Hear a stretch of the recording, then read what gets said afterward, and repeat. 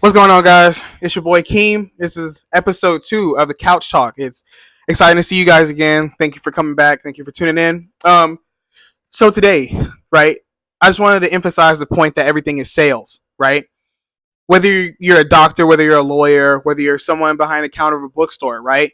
Everything is sales, right? Even if you're looking for a romantic partner, right? You have to sell yourself, right? You have to look a certain way, present yourself a certain way to gather interest, right? And so, since sales is in every aspect of our lives, that means that you need to be good at sales, right? Like, if you want a life of prosperity, then you don't have a choice but to get good at sales, right?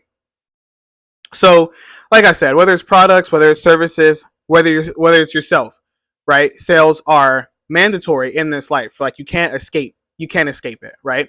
Even if you work for like a nonprofit organization, just trying to get people on board with your pushing like environmental issues, or you're religious and you're trying to get people to come to your church or mosque or synagogue or whatever, right? You need to persuade people to come, right? Which to a degree is sales, right? You're selling something. Even if it's free, it's for sale, if that makes sense. So you need to be good at sales, right? Point blank, period. Now, I hate when, someone presents something to you without offering a solution, right? Or at least like a way to go about it, right? So I've sort of developed like a miniature list of like tips or just things to keep in mind throughout life, right? In any aspect of your life, when you're persuading people, right? And so the first thing that I wanted to touch on is that whatever that you're trying to push, right, you need to fit the theme and you need to dress the part, right? Because like imagine someone comes up to you in a suit but is trying to sell you on like a gym membership, right?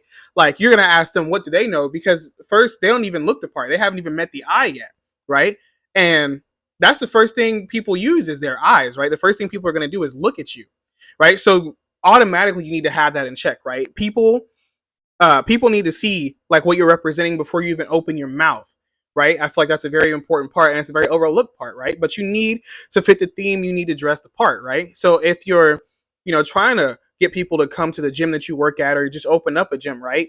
You should have the muscles out, right? Tank top, 5-inch shorts, um, some kind of workout gear on, right? To let people know what you're about before you even open your mouth, right? So fitting the theme is very important, right? Also, walking the walk, right?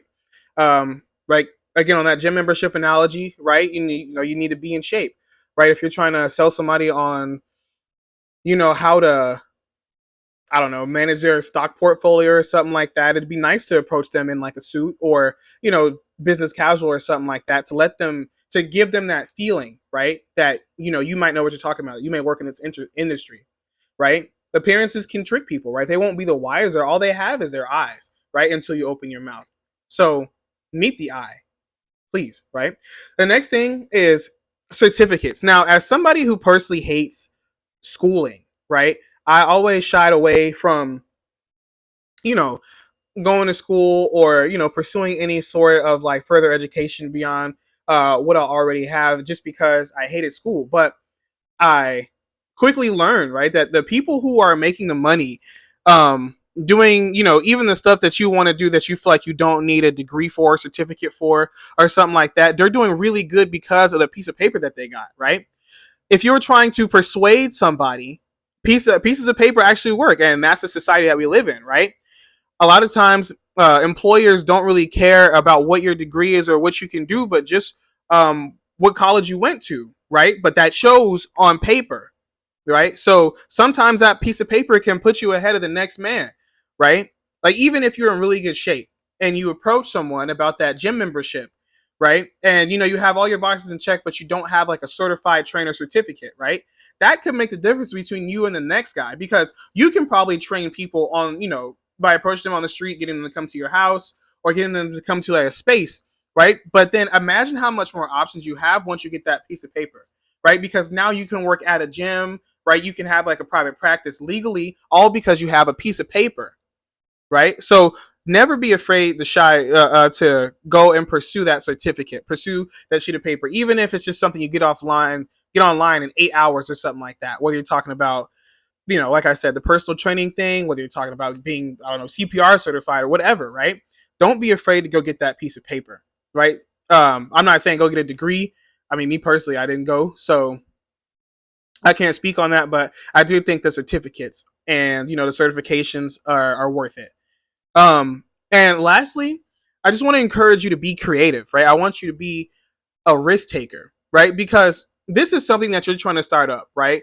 It could be a passion project. It could be something, for you to eventually turn into a source of income for yourself. But I don't want you to ever, get comfortable or, just think that, where you're at is fine. You always want to be creative and recreating yourself, right? Be a risk taker because you started this with nothing. So you don't have anything to lose. And even if you gain a little, that means you need to be trying harder, right? You don't you don't really gain anything by staying in a pocket, right? Staying in a comfort zone. You need to constantly be moving, constantly getting better, right? And so the only way you do that is by keeping yourself creative, right? Keeping yourself hungry, right? Never be content, right? But continue to be a risk taker, right? So with all those things being said, I just want you to always keep that in mind, right? In every aspect of your life, no matter what you're doing, right? Essentially, you're selling, right? Even when you work your 9 to 5, right? You're selling your time for money, right? So if that's the case, then I want you to translate that in every part of your life and see how much better your life gets, right? Because you related it all back to sales, right? And so now that you're the best salesman that you could be, watch everything else fall into place, right? Watch opportunities fall into your lap.